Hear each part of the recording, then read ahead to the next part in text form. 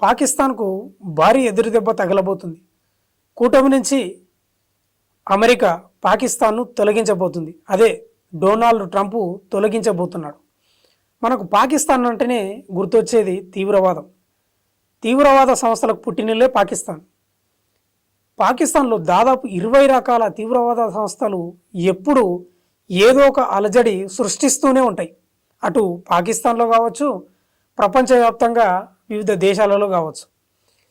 మొన్నటికి మొన్నటి చూస్తే మనము బ్రిటన్లో కొంతమంది పాకిస్తానులు ఒక గ్రూపుగా ఏర్పడి 1400 మంది చిన్నారులపై లైంగిక దాడికి పాల్పడ్డారు. గత కొన్ని సంవత్సరాలుగా ఇదే విషయం ప్రపంచ దేశాలు తీవ్రంగా ఖండించినాయి. పాకిస్తాన్పై తీవ్ర ఆగ్రహం వ్యక్తం చేసినాయి. ఇక డొనాల్డ్ ట్రంప్ విషయానికి వస్తే, డొనాల్డ్ ట్రంప్కు పాకిస్తాన్ అంటే అసలు నచ్చదు. ఎందుకంటే పాకిస్తాన్ తను అభివృద్ధి చెందక ఇతర దేశాలను కూడా అభివృద్ధి చెందకుండా ఎప్పుడు అడ్డుపడుతూ ఆత్మాహుతి దాడులు, బాంబుల మూతలు ఎప్పుడు పేలుస్తుంటుంది. కాబట్టి డొనాల్డ్ ట్రంప్కు అసలు నచ్చదు. అదేవిధంగా భారతదేశానికి పాకిస్తాన్కు ఒకటే రోజు స్వాతంత్రం వచ్చినాయి. భారతదేశం ఏమో ప్రపంచ దేశాలతోటి పోటీ పడుతుంది. పాకిస్తాన్ ఏమో గన్నులు పట్టుకొని అభివృద్ధికి ఆమడ దూరంలో ఉంది.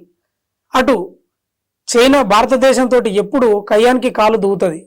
అదేవిధంగా ఈ పాకిస్తాన్ కూడా చైనాతోటి ఎప్పుడు దోస్తాను ఉంటుంది. ఇట్లా ఈ చైనా పాకిస్తాన్ ఎప్పుడు అభివృద్ధికి అడ్డంకంగా ఉండి ఇతర దేశాలను బాగా ఇబ్బంది పెడతాయని డొనాల్డ్ ట్రంప్కి అసలు నచ్చదు.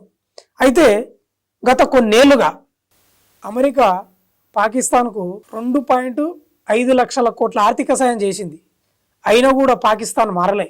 అమెరికా పాకిస్తాన్ను నాన్ నాటో అలో దేశంగా గుర్తిస్తూ వస్తుంది ఇప్పటి వరకు. అంటే పాకిస్తాన్కు మిత్రపక్ష దేశంగా. అంటే దీనివల్ల ఏం లాభం అంటే పాకిస్తాను అమెరికా నుంచి అత్యాధునిక ఆయుధాలను తక్కువ ధరలకే, అదేవిధంగా యుద్ధ విమానాలను, అదేవిధంగా కొంత ఆర్థిక సాయాన్ని పొందే అవకాశం ఉండే. కానీ డొనాల్డ్ ట్రంప్ కూటమి నుంచి తొలగిస్తే పాకిస్తాన్ తీవ్ర సంక్షోభంలో కూరుకుపోతుంది. ఎందుకంటే ఇప్పటికే పాకిస్తాన్ ఆకలితో అలమటిస్తుంది. నిత్యావసర సరుకులు ఆకాశాన్ని అంటినాయి.